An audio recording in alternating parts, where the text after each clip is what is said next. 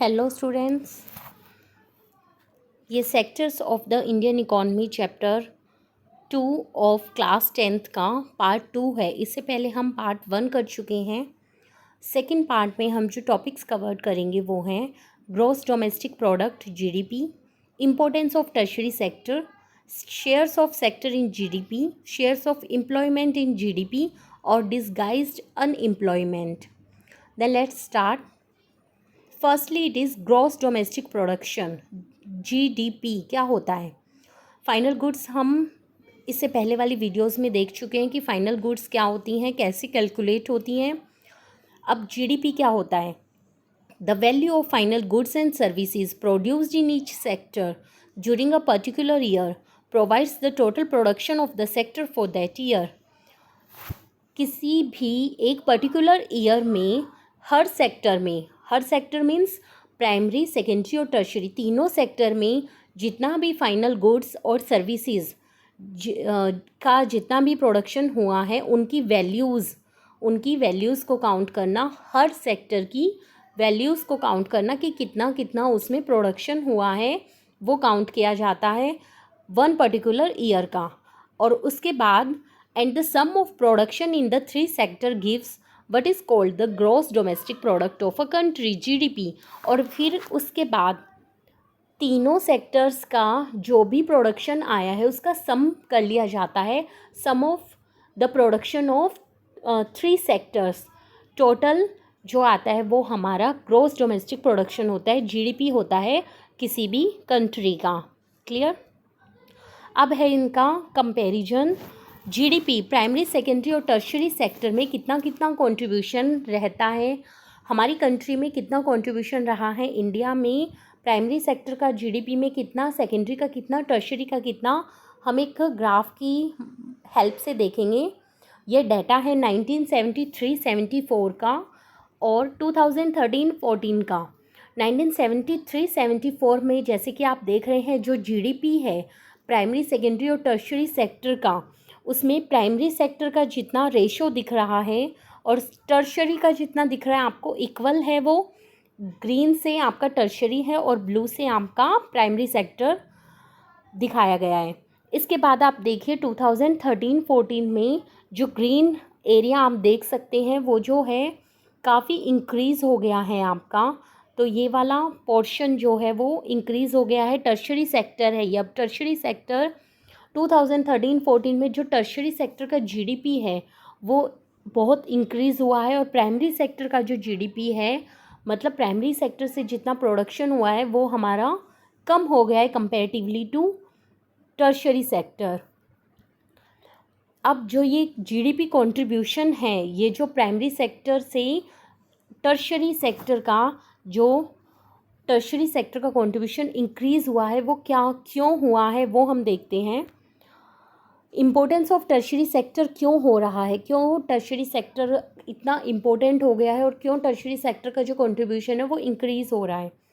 In the year 2013-14 the tertiary sector has emerged as the largest producing centre in India, replacing the primary sector.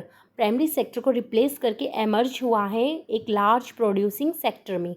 What are the reasons? There are several reasons. First, in any country, several services such as hospitals, educational institutions, police stations, transport, bank, insurance companies, etc.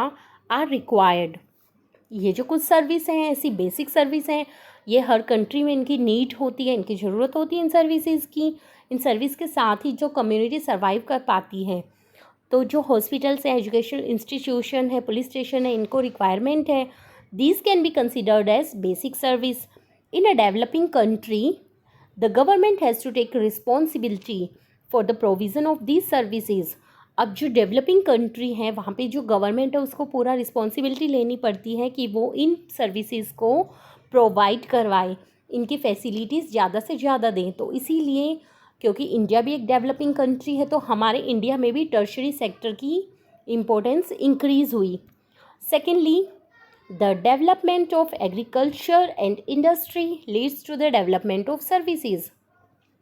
अगर industrial development हो रहा है, अगर agricultural development हो रहा है, इन दोनों में से अगर कोई भी सेक्टर डेवलप कर रहा है तो साइमल्टेनियसली अपने आप ही नेचुरली है कि जो सर्विसेज है उनका डेवलपमेंट करना ही पड़ेगा। वो सर्विस सेक्टर क्योंकि उनकी एड उनके सपोर्ट के लिए ही है, such as transport, trade, storage and the like. As we have already seen, greater the development of the primary and secondary sectors, more would be the demand of such services। जैसे ही primary और secondary sectors की development होगी वैसे ही उसकी जो services हैं उनके लिए भी डिमांड इंक्रीज़ हो जाएगी, सर्विस देने की डिमांड इंक्रीज़ होगी। Third one, as income level rise, जब इनकम लेवल राइज होता है certain sections of people start demanding many more services like eating out, tourism, shopping, private hospitals, private schools, professional training, etc. You can see this change quite sharply in cities, especially in big cities।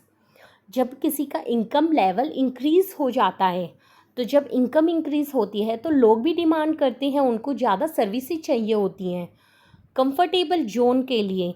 तो जैसे वो tourism लेते हैं, बाहर घूमने के लिए जाते हैं, रेस्टोरेंट में, होटल्स में खाना खा रहे हैं, अच्छा हॉस्पिटल, प्राइवेट हॉस्पिटल जा रहे हैं, प्राइवेट स्कूल जा रहे हैं, ज्वाइन कर रहे हैं, कोई ट्रेनिंग ले रहे हैं, तो इन सब की वजह से टर्शरी सेक्टर इंक्रीज़ होता है। टर्शरी सेक्टर के अंदर ज़्यादा अपॉर्चुनिटीज़ आती हैं, ज़्यादा एम्प्लॉयमेंट होता है, टर्शरी सेक्टर के अंदर जो सर्विसेज हैं वो इंक्रीज़ होती हैं। Fourth one, over the past decade or so, certain new services such as those based on information and communication technology have become important and essential। The production of these services has been rising rapidly। अभी हमने देखा है कि past decade से country में, और country में नहीं बल्कि पूरे वर्ल्ड में न्यू सर्विसेज का एमर्ज हो रहा है, न्यू सर्विसेज आ रही हैं, जैसे आईटी में इंफॉर्मेशन टेक्नोलॉजी, कम्युनिकेशन टेक्नोलॉजी, ये सर्विसेज इम्पोर्टेंट भी हैं, इसके साथ साथ एसेंशियल पार्ट भी हैं, ज़रूरी भी हैं।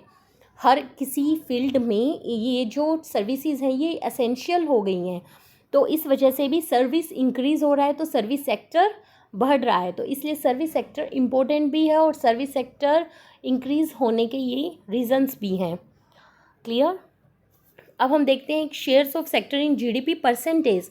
अगर हम परसेंटेज में देखें तो हमारे जीडीपी में किस किस सेक्टर का कितना कितना कंट्रीब्यूशन है।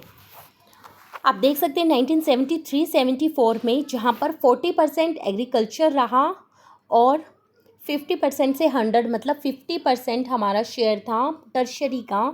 वहीं 2013-14 में जो प्राइमरी सेक्टर का कंट्रीब्यूशन है जीडीपी में वो लेस हो गए, सिर्फ ओनली 10% रह गया, और जो जीडीपी में कंट्रीब्यूशन है टर्शरी सेक्टर का वो नियर अबाउट 70% है। जब सेक्टर्स का शेयर इतना है जीडीपी में तो नेचुरली बात है कि जो एम्प्लॉयमेंट है उनका शेयर्स भी टर्शरी सेक्टर में एम्प्लॉयमेंट भी ज़्यादा मिलेगी।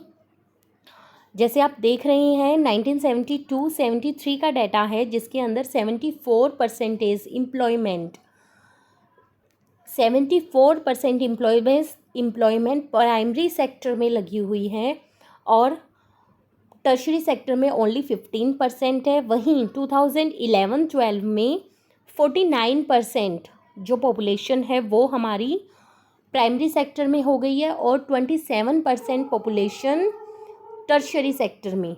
अब आप देखिए टर्शरी सेक्टर जीडीपी में कंट्रीब्यूशन बहुत दे रहा है, जीडीपी में contribution maximum contribution tertiary sector से आ रहा है, लेकिन फिर भी एम्प्लॉयमेंट जो है वो टर्शरी सेक्टर में अब भी कंपैरेटिवली टू प्राइमरी सेक्टर कम है।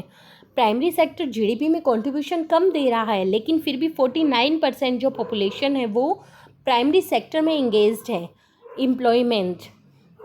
और इसी वजह से ये जो आप देख रहे हैं share of sectors in employment के इसी शेयर परसेंटेज की वजह से हमारी कंट्रीज़ में डिसगाइज्ड अनएम्प्लॉयमेंट की प्रॉब्लम पाई जाती है। उसे रीड करते हैं, क्या होता है डिसगाइज्ड अनएम्प्लॉयमेंट क्या होता है। There are more people in agriculture than is necessary. मतलब एग्रीकल्चर फील्ड से जो हमें प्रोडक्शन मिल रहा है वो कम प्रोडक्शन मिल रहा है, लेकिन एग्रीकल्चर जो है उसके अंदर बहुत सारी जो एम्प्लॉयमेंट है वो लगी हुई है। तो जितना नेसेसरी है उससे ज़्यादा जो है पॉपुलेशन वो प्राइमरी सेक्टर में लगी हुई है। So even if you move a few people out, अगर आप उसमें से कुछ पीपल को निकाल देंगे, production will not be affected, तो भी प्रोडक्शन अफेक्टेड नहीं होगा, क्योंकि नेसेसरी से ज़्यादा लोग प्रोडक्शन फील्ड में लगे हुए हैं। In other words, worker in the agriculture sector are underemployed हैं, वो पूरा एम्प्लॉयड नहीं है।